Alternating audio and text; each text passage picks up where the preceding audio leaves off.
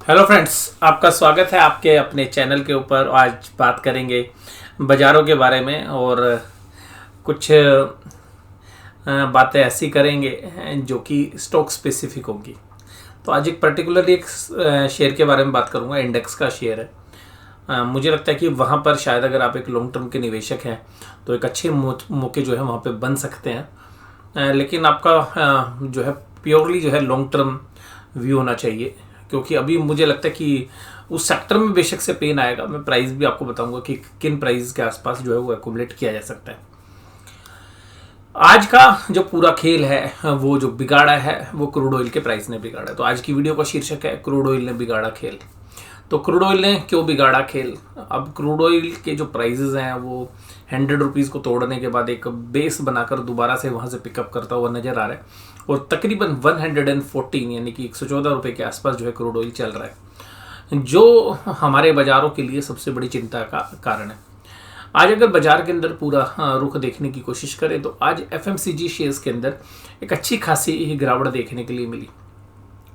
और एफएमसीजी में क्यों ये गिरावट देखने के लिए मिल रही है? क्योंकि जो एफएमसीजी के जो प्रोडक्ट्स हैं उनमें लॉजिस्टिक की कॉस्ट काफ़ी इंपॉर्टेंट है। इसके साथ साथ जो रॉ मटेरियल है एफएमसीजी कंपनीज के लिए, चाहे वो साबुन बनाने वाले जो प्रोडक्ट्स हैं या बाकी जो कॉस्मेटिक्स हैं, उनके अंदर क्रूड ऑयल के बहुत सारे जो डेरिवेटिव्स हैं उनको यूज़ किया जाता है। इसके अलावा खाने वाले जो तेल हैं उनके भी प्राइस काफ़ी तेज़ी से बढ़ते हैं अगर जो है क्रूड ऑयल के प्राइस बढ़ते हैं। इसके अलावा जो स्टाफ है, अगर स्टाफ के जो खुद के खर्चे बढ़ते हैं तो वो भी फिर जो है स्टाफ की सैलरी के माध्यम से कंपनसेट करना पड़ता है। इसका मतलब है कि जो क्रूड ऑयल के प्राइस बढ़ते हैं उसके कास्केडिंग इफेक्ट्स जो है रहते हैं। तो एफएमसीजी सेक्टर के अंदर क्यों एक और गिरावट का मुख्य कारण है कि ऐसे एस्टिमेट्स आ रहे हैं कि जो एक फैमिली एक्सपेंडिचर्स हैं, यानी कि जो हमारे इंडिविजुअल मंथली एक्सपेंडिचर्स है फैमिली के, उनमें तकरीबन 10 से 12% का इजाफा हो सकता है आने वाले 2 से 3 महीनों के अंदर। अगर ऐसा होता है तो आप ये मान के चलिएगा कि जो सेविंग्स हैं वो थोड़ी सी रिड्यूस होती हुई नजर आएगी। और इसके साथ साथ हम आगे चलते हुए रेट ऑफ इंटरेस्ट बढ़ते हुए भी देखेंगे। और यूएस से जो एक हमारे पास स्कोप बना हुआ था कि अगर यूएस में रेट ऑफ इंटरेस्ट नहीं बढ़ रहे थे तो उसका एक फ़ायदा हमारे को मिल रहा था कि जो इंटरेस्ट वाली जो मनी है वो इंडिया में या बाकी इमर्जिंग इकोनॉमीज़ में आ रही थी, जहाँ पर रेट ऑफ इंटरेस्ट कंपेरेटिवली जो है लो है। लेकिन कंपेरेटिवली अगर इमर्जिंग मार्केट्स में जहाँ लो हैं तो हम ब्राज़ील के सामने जो बाकी कंट्रीज़ हैं वहाँ पर हमारे को एक एडवांटेज मिल रहा है।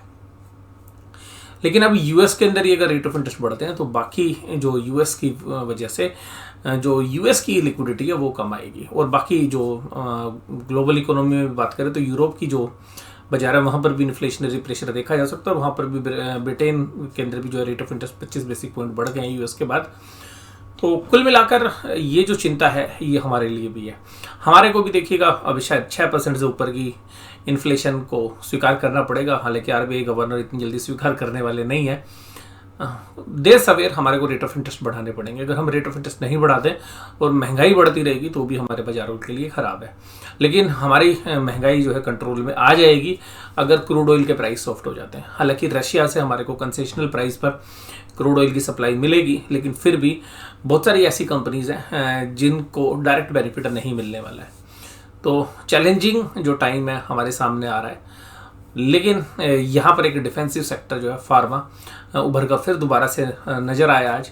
और आज फार्मा जो स्टॉक्स हैं उनके अंदर एक अच्छा खासा पॉजिटिव रुझान हमें देखने के लिए मिला। चाहे आप अरविंदो फार्मा की बात करें, एलेम्बिक की बात करें या बाकी जो फार्मा कंपनीज है, वहाँ पर एक अच्छा पॉजिटिव रुझान जो है हमें देखने के लिए मिल रहा था। इंडेक्स के अंदर भी जो फार्मा कंपनीज हैं उनमें भी एक पॉजिटिव रुझान था। तो ये जो है बाजार के अंदर जो है थोड़ी सी तस्वीर बदलती हुई। पिछले सेशन में मैंने आपके साथ बात की थी कि जिस तरीके से ये यूरोप में या डाउ जोन्स में काम होगा उसी तरीके से हमारे बाज़ारों में होगा। तो थर्सडे की एक्सपायरी उसी तरीके से हुई और उन्हीं लाइंस के ऊपर जो है एक्सपायरी हुई। अब मैंने जो लास्ट वीडियो में आपके साथ चर्चा की थी, मैंने कहा था क्रूड ऑयल प्राइस सॉफ्ट हो गया तो हम बाजार ऊपर की तरफ है। क्रूड ऑयल ऊपर की तरफ जाएंगे तो शायद हमारे लिए भी चैलेंज है। हालांकि हम ऊपरी लेवल से काफ़ी करेक्ट हो चुके हैं, फिर भी अभी मैं ये नहीं कहूँगा कि चैलेंजेस हमारे ख़त्म हो गए। मैं ये नहीं कहूँगा कि बाज़ार बहुत बड़ी गिरावट की तरफ जो है जाते हुए नज़र आएंगे। नहीं, मुझे ऐसा नहीं लगता। गिरावट हो सकती है और 5 से 10% की गिरावट को मैं जो है मना भी नहीं करूँगा कि वो नहीं होगी। लेकिन ऊपर की साइड भी आप जाएंगे तो कैप है, अभी तेज़ी की भी संभावना बहुत ज़्यादा हमें नहीं लगती है। तो कुल मिलाकर बाजार जो है वेट एंड वॉच वाली स्थिति में रहना चाहिए। कल के बारे में भी जो मेरे विचार होंगे वो मैं आपको वीडियो के माध्यम से आपके साथ शेयर करता हुआ नजर आऊँगा। तो सबसे पहले बात कर रहे हैं निफ्टी के ऊपर। तो निफ्टी देखिएगा आज ओपनिंग के अंदर ही वीक नजर आया। एक शुरू में एक अच्छी सी तेजी दिखाने की कोशिश की, क्योंकि पिछला जो है अच्छा सेशन हमारा गया था, तो एक फॉलो अप बाइंग आई नहीं और फिर लगातार दिन भर जो है माल की जो है सप्लाई आती रही।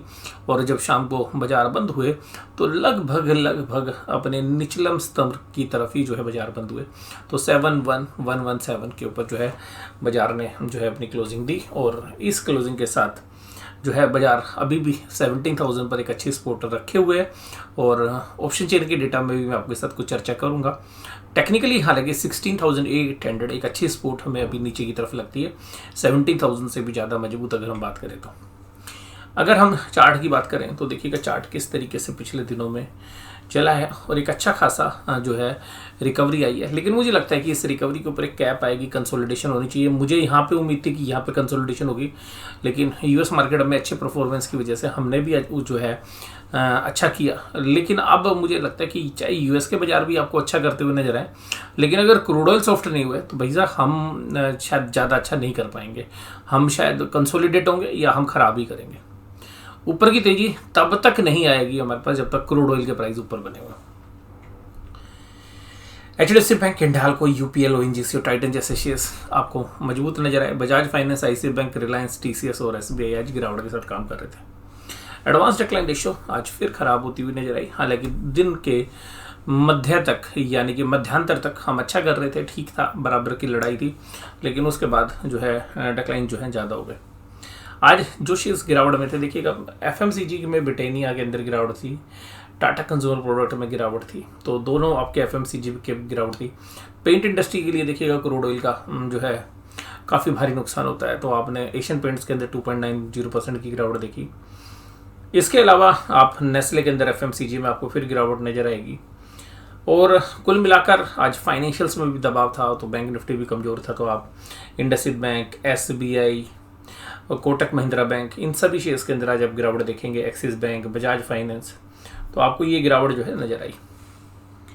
अब तेजी कहाँ थी? तेजी थी कोल इंडिया में, Hindalco, UPL, ONGC, HDFC bank और सिप्ला। जैसे मैंने कहा था कि फार्मा में थोड़ा सा बिल्डअप हो रहा है। सन फार्मा 0.16 और सन फार्मा भी फंडामेंटल्स भी काफ़ी ठीक हुए हैं, हालांकि अपने 52 वीक हाई के आसपास जो है काम कर रहा है, लेकिन डिफेंसिव स्टॉक है, शायद सेफ्टी यहाँ पर मिल रही है इन्वेस्टर्स को, इसलिए थोड़ा सा ज़्यादा क्लोजली वॉच कर रहे हैं यहाँ पे। इसके बाद अगर हम बात करें निफ्टी बैंक की, तो निफ्टी बैंक 410 पॉइंट की गिरावट के साथ, लेकिन 35,900 के लो से अच्छी रिकवरी आई। लास्ट के 15-20 मिनट में निफ्टी बैंक में अच्छा हुआ और 36,000 के ऊपर के लेवल जो है अचीव कर पाए।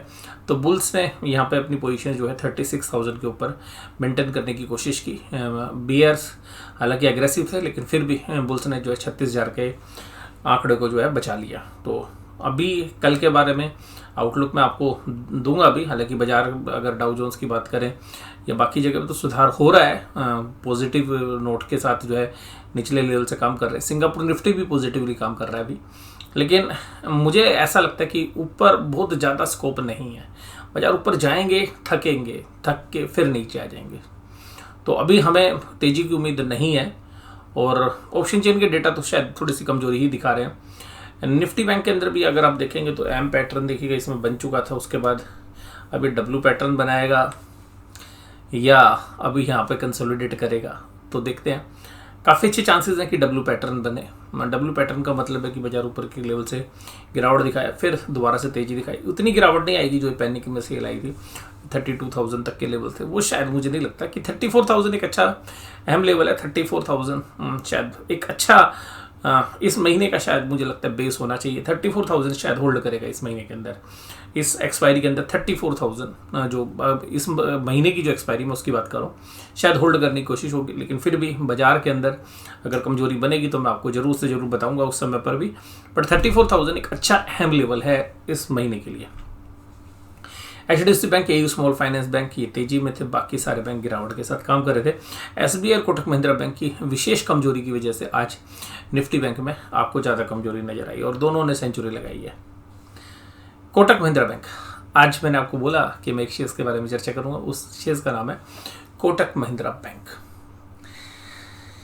देखिएगा, वैसे तो फंडामेंटल्स वीक हो रहे हैं इस पूरे सेक्टर के लिए, नॉर्मल वॉल्यूम से कम वॉल्यूम के साथ भी ये काम करता हुआ आपको नजर आया। पिछले हफ्ते 1710-1720 के आसपास बहुत अच्छी इसने एक बेस बनाया, वहां से बहुत अच्छा बाउंस किया।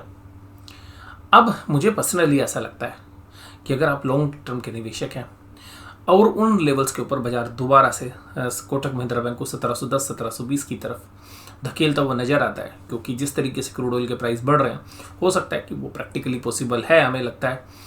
लेकिन वहाँ पर मुझे ऐसा लगता है कि अगर लॉन्ग टर्म के निवेशक हैं तो कोटक महिंद्रा बैंक एक अच्छी बाई अपॉर्चुनिटी बनती है। रीज़न मैं बताता हूँ आपको कि मुझे क्यों ये कंफर्टेबल लगता है।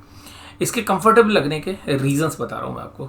देखिएगा, लोन ग्रोथ चैलेंज है, होगा, एनपीए में भी चैलेंज होगा, लेकिन मेरा नज़रिया इनके कोर बैंकिंग बिजनेस के अलावा जो है मैं फोकस रखना चाहूँगा। देखिएगा, जो इनका इंश्योरेंस बिजनेस है वो इनकी कोटक महिंद्रा बैंक की जो holding company Kotak Mahindra bank है उसके पास है वो बिजनेस, यानी कि जो सब्सिडरीज है बिजनेस है, दोनों जो इंश्योरेंस है, लाइफ में भी और जनरल इंश्योरेंस में भी।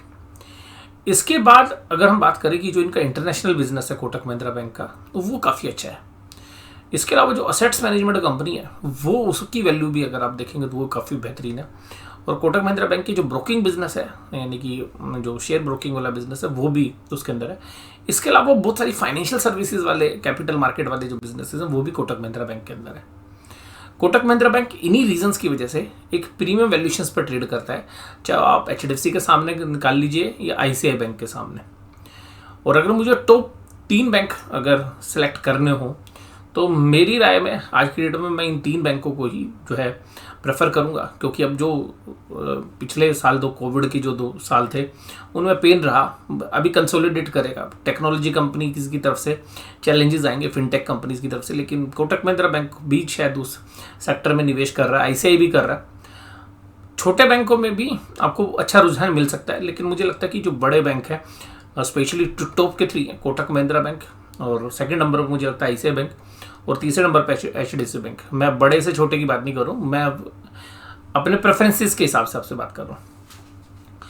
तो यहाँ पर मुझे लगता है कि कोटक महिंद्रा बैंक अगर 1710-1720 के आसपास आता है तो अपने फाइनेंशियल एडवाइजर से सलाह लेने के बाद, अगर आपको लगता है, या अपने विवेक का यूज़ करके, मुझे लगता है कि वहाँ से एक बाइंग अपॉर्चुनिटी बनती है। और फिर अगर नीचे की गिरावट में जो लेवल्स हैं 1610-1620 के आसपास, अगर 100 रुपये नीचे मिलता है, 1540-1550 के आसपास, अगर वर्स्ट के सिनेरियो में, हमें लगता है कि वहाँ पर भी जा सकता है, क्योंकि बाजार में कुछ भी असंभव नहीं होता है। तो ऐसा लगता है मुझे कि अगर आप लॉन्ग टर्म के निवेशक हैं तो शायद वहाँ पे एक अपॉर्चुनिटी बनती है उन सभी बिजनेसेस को ध्यान में रखते हुए।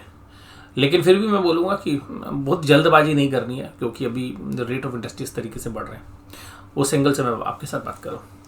आरबीएल बैंक, एसबीआई और बंधन बैंक सभी के अंदर गिरावट थी। IndusInd bank, IDFC first bank, और आप लोग जानते हैं कि मैं आईडीएफसी फर्स्ट बैंक के ऊपर भी काफ़ी चर्चा आपके साथ पीछे करता भी रहा हूँ।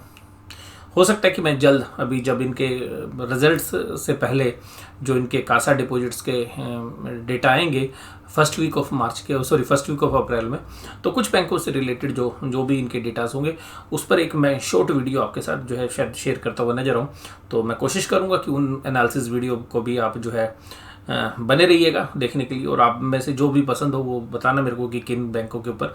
तो सभी बैंकों की जो रिपोर्टिंग है शायद 5 अप्रैल से लेकर 10 अप्रैल के बीच में होती हुई आपको नज़र आएगी। तो काफ़ी अच्छा आइडिया हमें जो है उनके पूरे क्वार्टरली रिजल्ट्स का भी मिल जाता है वहाँ पे कि किस तरीके का जो आउटलुक निकलता है। मैंने जो भी कोटक महिंद्रा बैंक के बारे में बात की है वो केवल एजुकेशनल पर्पजेज़ के लिए की है। कोई भी निवेश करे तो अपने फाइनेंशियल एडवाइजर से सलाह जरूर लें और उसके बाद ही निवेश करें। ये मैं केवल एजुकेशनल पर्पजेज़ के लिए आपके साथ शेयर कर रहा हूँ। आज एफआईआईज के जो डेटा हैं, एफआईआईज के डेटा हैं, डीआईआईज के डेटा हैं, वो क्या कह रहे हैं। आप देखिएगा, डीआईआईज आज थोड़े से सुस्त है। उनको पता था कि यार सेलिंग नहीं आएगी, एफआईआईज ने 2 दिन में माल अच्छा खरीदा है तो शायद आज भी खरीदेंगे। एफआईआईज ने माल बेचा, धीरे धीरे बेचा, बहुत तेजी से नहीं बेचा, लेकिन आज फिर देखिएगा 2,962 करोड़ की सेलिंग की, लेकिन उसके सामने डीआईआईज ने बाइंग की। लेकिन आज रिटेल का बाइंग इंटरेस्ट अच्छा था, क्योंकि 2 दिन का जो वो पुल बैक था उसमें एक कॉन्फिडेंस आ गया था रिटेल को। तो रिटेल ने आज देखिएगा दिन भर माल खरीदा होगा, तो हो सकता है कि कल आपको थोड़ा सा कॉन्फिडेंस लूज होता हुआ नजर आया रिटेल का, लेकिन हो सकता है डीआईआईज आप थोड़ा एग्रेसिव हो जाएंगे कल। इसके बाद अगर हम बात करें इंडेक्स के अंदर, तो इंडेक्स के अंदर भी सेलिंग की है, इंडेक्स ऑप्शंस इन्होंने खरीदी हैं आज। उसके बाद अगर स्टॉक की बात करें तो स्टॉक फ्यूचर्स में भी सेलिंग की है और स्टॉक ऑप्शंस में भी सेलिंग की है। तो एफआईज के जो डेटा है वो लगभग नकारात्मक है। इसका मतलब है कि ऊपरी साइड्स पर मैं अभी कोई तेजी की पोजीशन शायद मुझे लगता है नहीं है कि उचित बनती है। हालांकि पोर्टफोलियो स्टॉक्स जो है ऐड कर रहे हैं, और क्योंकि जो अच्छे शेयर्स मिल रहे हैं हमें, तो कुछ ना कुछ हम छोटी मात्रा में ही सही पर एक्यूमुलेट करने की कोशिश करते हैं कि भाई बाजार में जब गिरावट का सीन है तो उसमें जब अच्छे शेयर्स हैं तो, लेकिन only for the long term purposes. Trading में हो सकता है कि अभी समय लग जाए, या स्विंग ट्रेड्स के लिए हो सकता है कि अभी शायद और मौके मिलेंगे अभी और नीचे के। पुट कॉल रेशियो क्या कहती है? पुट कॉल रेशियो में देखिएगा कॉन्फिडेंस नहीं है, अब फिर बाजार का कॉन्फिडेंस लूज होता हुआ नजर आ रहा है। पुट कॉल रेशियोज अगर 24 की एक्सपायरी में देखें, हालांकि डेटा भी नहीं है, लेकिन फिर भी मैं आज आपको ऑप्शन चेन पे लेके चलता हूँ तो आपको पता चलेगा। डाउ जोन्स भी आज तकरीबन 0.5% के आसपास कमजोर है, लेकिन बहुत ज़्यादा कमजोरी नहीं है। 2 दिन की या 3 दिन में जो बाजार डाउ जोन्स ने चला है उसके सामने कुछ भी नहीं है, केवल एडजस्टमेंट लगती है। लेकिन मुझे ऐसा लगता है कि डाउ जोन्स की तेजी को मत देखिएगा अभी, या डाउ जोन्स की कमजोरी को भी मत देखिएगा। अभी आप ज़्यादा फोकस करिएगा क्रूड ऑयल, और फिर एक कम्बिनेशन बनाइए डाउ जोन्स का जो है यूरोपियन मार्केट का, बट मेन फोकस आप अपने क्रूड ऑयल पे रखिए।